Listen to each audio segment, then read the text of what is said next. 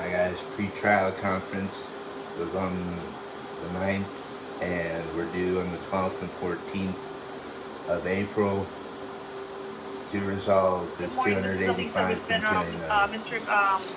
This is a call with FINRA. Komyati will be with us using the shortly. DR Thank you everyone for your patience. for resolution.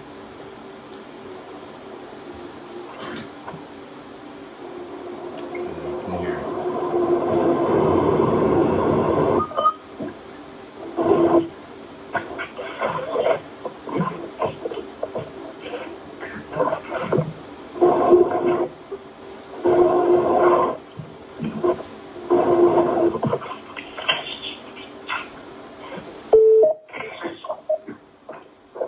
Apologies, everybody. This is Nick Komyati. I'm on now. All right, wonderful. Thank you. All right, good morning, everyone. Once again, my name is Elisa with FINRA. We're here for, I believe, a conference call for any information or any motions that the party in the panel want to discuss. On case number 21-01994, Nexial Investment Club, Avery Walensky versus et al. Versus Fidelity Brokerage Services LLC. All right, so it looks like we have with us for the claimant, we have Mr. Walensky. For the respondent, we have Mr. Komyati, and then we have our full panel, Chairperson McIntosh, Arbitrator Lyons, and Arbitrator Bond. Mr. McIntosh, I'll go ahead and turn the call over to you if you need any assistance, or I'll be on the line the entire time. Thank you. All right, thank you very much. Good morning, everyone. I'd like for the, is there a moving party on the line? Is there a motion yes, for us? Yes, we have a motion. I did not see a response. So we filed our motion to dismiss based on the eligibility, on eligibility grounds. Okay. I'm sorry. I have not seen the motion. I did not find it on the portal. I recall a conversation with a representative from FINRA that was talking about the motion and the lack of response to the motion. So I'm prepared to go forward, but I have not seen the motion, and I have not seen a response. This is Elisa with FINRA, if you don't mind.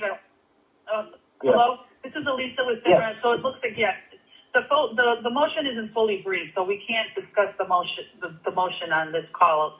I mean, we could set up a conference call for that, but yeah, the motion hasn't been published to anyone. So Okay. we Right. can't discuss the motion. Yeah. Mm-hmm. Thank you. All right. Well, thank you. So, is there anything that we can discuss today? From respondents, not really. I think the precipice issue that we've got to address is whether the claim is eligible, and apologies. I guess that's part of the confusion because I didn't see a call circulated for today, but that's neither here nor there. I think that we have got to have closure on the eligibility piece, and then we can proceed accordingly. But obviously, we've been engaged in discovery, and we're moving on both tracks here. All right. I appreciate that. I did not see anything either, and it's a good thing that Alicia got me because I was about to walk out the door. I did not think there was going to be a hearing today. Well, I feel better now, sir. Yeah. Okay. All right. So it has the time for response expired. It has under the scheduling order. Okay. It has. But I understand the motion was late filed. There was no deadline to file it, but regardless, what FINRA, we had agreed in the scheduling order that it was 10 days for motions, but FINRA sent a letter saying that the response is not due until later this month. Okay, what date is that? Bear with me 1 second. Okay.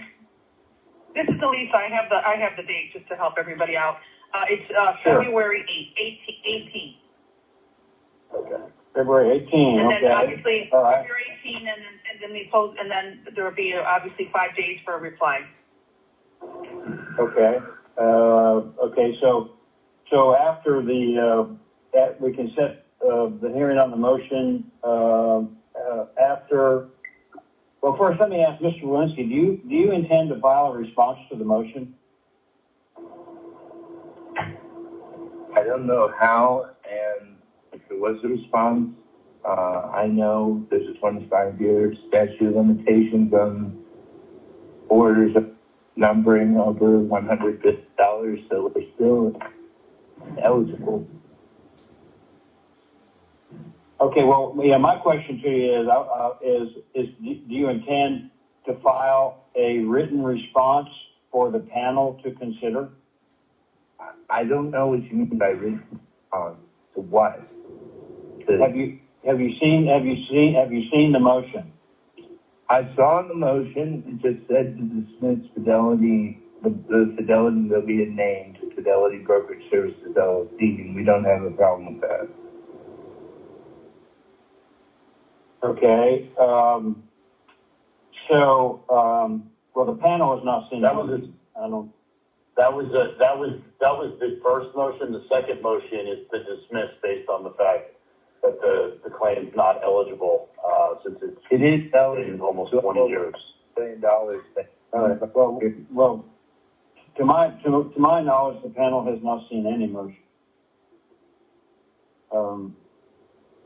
Michael, I see nothing. Okay. Yeah, I don't think Well, FINRA has transmitted it to the panel yet because it's not fully briefed, is what. Okay. Well, all right. Well, here's what I suggest we do.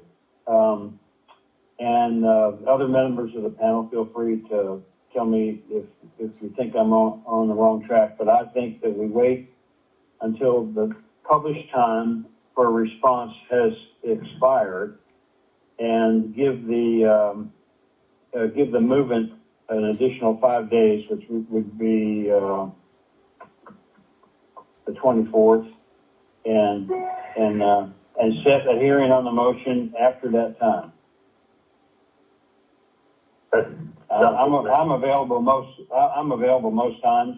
Let me ask you this: How long do you think your presentation of the motions will take? From my perspective, I probably have about 5 minutes, if that. I mean, it's not a really complex filing. It's basically that the claimant has said these trades took place in 2003 in his pleadings that he filed with FINRA. And So more than 6-year eligibility rule. 45 years to make the claim, sir. If it's Mr. it has in 25.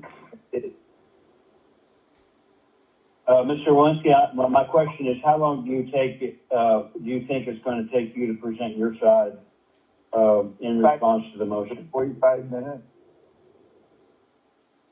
I'm sorry, I could not understand what you said. Did you say 45 minutes? 25 minutes to 45 minutes. 20? 25, 45 I think we maybe stick. Oh, all right, I got it. 25 minutes. All right. Well, I noticed from my calendar that we have, I think we have March the 9th reserved for discovery issues. Is that date okay with everybody? First, let me ask the arbitrators. Is that date at 9 o'clock Eastern time? And if we need to, we can make that 9 o'clock Central time, but 9 o'clock Eastern time? March 9th, 9 o'clock Eastern time is good for me. That's 8 o'clock my time. That's good for me. Okay. And this is for a conference call or a hearing on the motion to dismiss. Correct. And that'll be after the response, after the time for a response by Mr. Walensky. and the responses are due, the 5 day is, the response, the respondent or the claimant has until, February 18th to respond. Correct. And, that would mean that, 5 days, February 23rd, the response, and then, FINRA has to get us the submissions, so that would be about 2 weeks. Right. Yeah, Right. well, that would be, Yeah. that would be sufficient for me. Okay. All right. Alicia, are you on the line? Yes, sir. I am, All sir. right. Will hearing, to set a hearing on the motion and the response and the reply, work on March 9th at 9 o'clock Eastern? Sure, whatever everyone decides on, that's fine. Right, but my question is, will that give you time to get it published to the portal? Yeah, let's see. So we have, the answer is due technically on the 18th, and we have 5 days. So the 23rd Right. is the last day for a reply. The others, that should be plenty of time, sir. Yes. Mm-hmm. Okay, all right. Well, are the claimant and the respondent okay with that time? That's already been reserved. Yeah, we're Mr. good to Walensky, go. is that? All right. And Mr. Walensky, that time has already been reserved. Is that still okay with you? Yeah, that's fine. This is panelist Bond. So on the 9th, then that will also include the discovery pre-hearing? Yes. I'd like to say that'll include all pending motions and issues.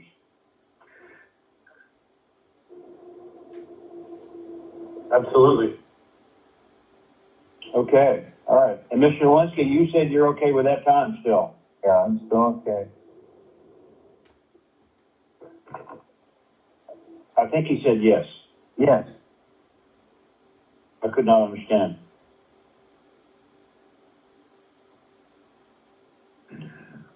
All right. Well, okay, so I think that, is there anything else we can accomplish today? I have a question. This is Michael Lyons. Yeah, Mike. And what it pertains to is the original scheduling order. My notes of the scheduling order says that it's going to be a video conference hearing. My notes of that initial conference call was that it was going to be remote by phone. But if any party wants it to be Zoom, that party could make the arrangements and I guess would contact FINRA. So my question is, if we get past a motion to dismiss, is this set up as a Zoom or is it going to be a phone conference? It's my recollection to be a Zoom. But Okay. I'm okay if the parties would desire a phone, I'm okay with that too. Okay, well, yeah. Respondent would prefer Zoom if we go to a final hearing. Okay. And what day did we say for the Sorry final to be hearing? Sorry to be a fly in the ointment. Oh, that's okay. Now, what day did we say for the final hearing? April 12th and April 14th, if I recall correctly. I think we have a day off in between. Yeah, it's April 12th at 9 a.m. Eastern, and then spill over to April 14th at 1 p.m. Eastern, if needed. Okay. At 1 p.m., okay. So my understanding, this is Michael Lyons again, it's if we go to a hearing, it's going to be by Zoom, which is fine with me. I just wanted to be sure which way it is, which way we're going. Yeah, that's fine with me too. Mr. Walensky, are you agreeable to that? Yeah, I'm fine with that. Okay. All right. Okay, and, All right, and well- does FINRA need to do anything about that if it's Zoom? FINRA has a secure Zoom link that they usually use to schedule, but I'll let them opine on that. I mean, I can send a Zoom link, but in my experience, FINRA is responsible for that. Okay. I think you're This is correct. Lisa, All right, I Lisa with FINRA. Yeah, that is correct. This is Elisa with FINRA. That is correct. The case administrator will send the link to the Zoom, I believe a day or two before the actual hearing. Okay. Good. All right. Okay, very well. Well, okay, well, this is Mike Lyons again. I have nothing further. Okay, anybody else have anything else? All right, well, if not, Alicia, we'll ask the parties to depart the call and ask the arbitrators to stay on the line. Thank you, sir. Thank you, guys. Take care. Thank you. Thank you very much. You don't need me, right? You're done with Mr. Lewinsky and Mr. Komyati? Is this Mr. Walensky? Yes. Yes, you can leave the line now. Thank you very much. Thank you all, Mr. Lyons. Thank you, Tosh. I appreciate it. Bye.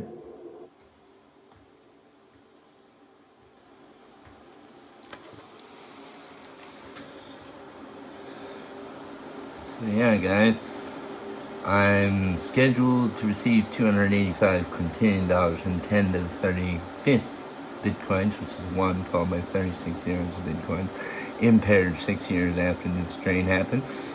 And it was in the course of 20 trades. I made $157 quadrillion in FAMBLA, ASDAX, and ADAX. That's the course of everyone's career. After that, I made 157,817% in stocks and bought Bitcoin at 15 decimals of zeros and a tick. Without rushing this, if you guys have any questions, you can email me at KCCMBWO at kccapitalmanagement.com. Thanks.